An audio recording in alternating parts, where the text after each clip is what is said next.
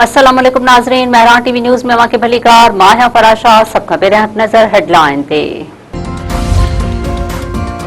आज़ाद कश्मीर जे Mirpur division जे 13 मां 11 तकनि जा गैर सरकारी चूंड नतीजा अची विया। 8 तकनि ते नून लीग ऐं 3 तकनि ते पीपल्स पार्टी जा उम्मीदवार कामयाब। एलए 2 ते पीपल्स पार्टी जो कासिम मजीद ऐं एलए 3 मीरपुर ते पीपी उम्मीदवार कामयाब। एलए 4 ते नून लीग जो चौधरी रुखसार सोभारो।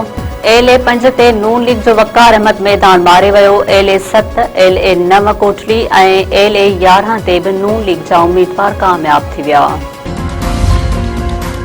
पीपल्स पार्टी जे अॻवान राजा परवेज़ अशरफ पारां आज़ाद कश्मीर जे एलए 12 जा तकरारी नतीजा फौरी तौर रोकण जो मुतालबो। राजा परवेज़ अशरफ चयो आहे त हथियारबंदनि ज़रिए चूंड अमल ते असरअंदाज थियण ऐं जाली वोटिंग जूं शिकायतूं संगीन आहिनि। केतिरनि ई पोलिंग स्टेशन तां पीपीए जी पोलिंग एजेंटनि खे ज़बरदस्ती ॿाहिरि कढियो वियो। मुतासिर पोलिंग स्टेशन ते जांच बैदि फ़ौज जी निगरानीअ में ॿीहर पोलिंग कराई वञे। वफ़ाक़ी हुकूमत पाकिस्तान आयल रिफाइनिंग पॉलिसी 2023 में तजवीज़ कयल तरमीमुनि जी मंज़ूरी ॾेई छॾी।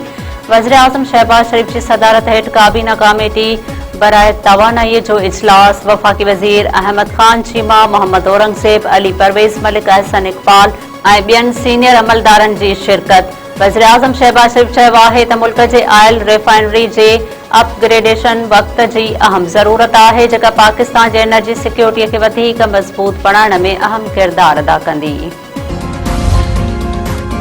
सिंध नेशनल पार्टी जो senior vice chairman Ramzan Bulaidi Karachi में अदालती इहाते मां गिरफ़्तार। सिंध हाई कोर्ट रमज़ान बुलैदी जी ज़मानत रद्द करे छॾी। एफआईए जी टीम ज़मानत रद्द थियण बाद रमज़ान बुलैदी खे अदालती इहाते मां गिरफ़्तार करे वरितो। रमज़ान बुलैदी ख़िलाफ़ 2025 खां टाउन चेयरमैन लाला अब्दुल रहीम जी फ़रियाद ते एफआईए में केस हलंदड़ हो।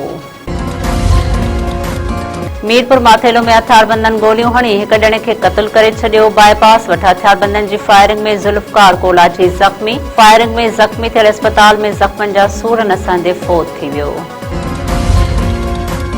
मटियारीअ मां पुरस्कार नमूने गुम थी वियल पोरियत जो खॾ मां लाश हथ। गुज़िरियल ॾींहं खां पुरस्कार नमूने गुम थियल पोरियत टोह जो 24 कलाकनि बाद पाणीअ जी खॾ मां लाश मिलियो। वारसनि मूजिबि पोरियत वाढके जो कमु कंदो हुयो। कुझु ॾींहं खां कमु न मिलण करे परेशान हुयो।